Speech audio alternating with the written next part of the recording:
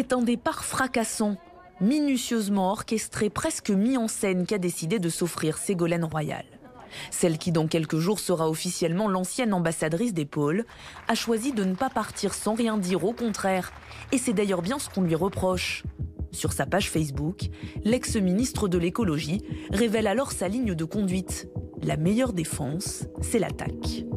Comme je l'ai expliqué maintes fois, mais il n'y a pas pire sourd que ceux qui ne veulent pas entendre, je n'ai pas d'enveloppe de 100 000 € à ma disposition que je pourrais utiliser à ma guise. Toute dépense de la mission fait l'objet d'un double contrôle au sein du ministère. Chiffre à l'appui, Ségolène Royal se justifie point par point et tente de rectifier le tir après l'ouverture en novembre dernier d'une enquête préliminaire par le parquet national financier justement sur cette question de l'utilisation des moyens mis à sa disposition en tant qu'ambassadrice des pôles. Elle avait déjà tenté de le faire il y a 2 mois chez nos confrères de France Inter.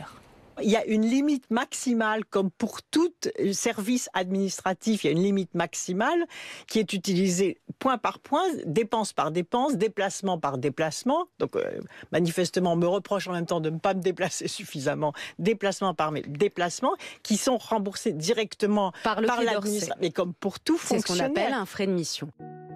Concrètement, ses détracteurs la soupçonnent d'avoir utilisé ses fonds publics à des fins personnelles, pour promouvoir son livre notamment, comme ici à Montpellier, en pleine séance de dédicace. À ses côtés, l'une de ses collaboratrices de la mission Pôle. Mais là encore, Ségolène Royal s'explique.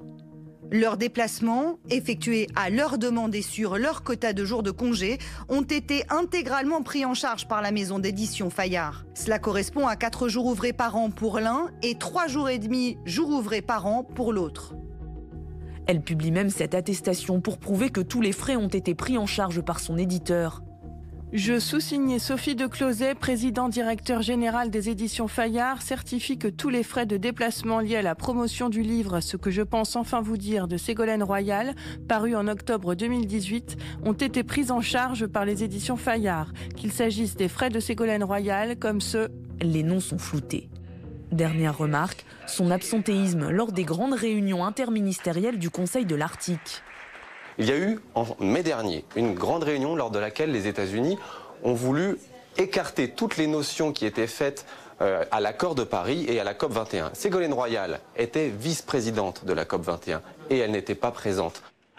La principale intéressée dit faux et assure que sur les 12 réunions qu'on l'accuse d'avoir ratées, seule une est avérée. Autant de critiques répétées en boucle ces dernières semaines comme une petite musique qui finit par agacer l'ancienne candidate à l'élection présidentielle. C'est la première fois qu'on met en cause ma probité et c'est la première fois qu'on met en cause ma capacité et ma force de travail. Et ça, je ne peux pas laisser faire. Ségolène Royal revendique alors sa liberté de ton et ne se prive pas pour renvoyer dans les corps de ceux qui tentent de la déstabiliser. Pourtant, à ce stade de l'enquête, elle ne risque pas grand-chose. Elle risque d'être poursuivie pour détournement de fonds publics. On n'en est pas du tout là. Là, c'est une enquête préliminaire. Il faudrait pour cela qu'un juge d'instruction, c'est-à-dire qu'une information judiciaire, soit ouverte. Donc il faut que l'enquête permette de déterminer qu'il y a suffisamment d'éléments pour ouvrir une information judiciaire, confier à un juge d'instruction qui serait le seul à pouvoir poursuivre Ségolène Royal. Un temps judiciaire qui s'annonce long beaucoup plus que le temps politique. Hier, l'ancienne ministre a publié cette lettre reçue le 7 janvier dernier de la part du ministère des Affaires étrangères et de la Transition écologique. Lettre chargée de l'avertir de son futur licenciement pour ses prises de parole publiques qui mettent en cause la politique du gouvernement.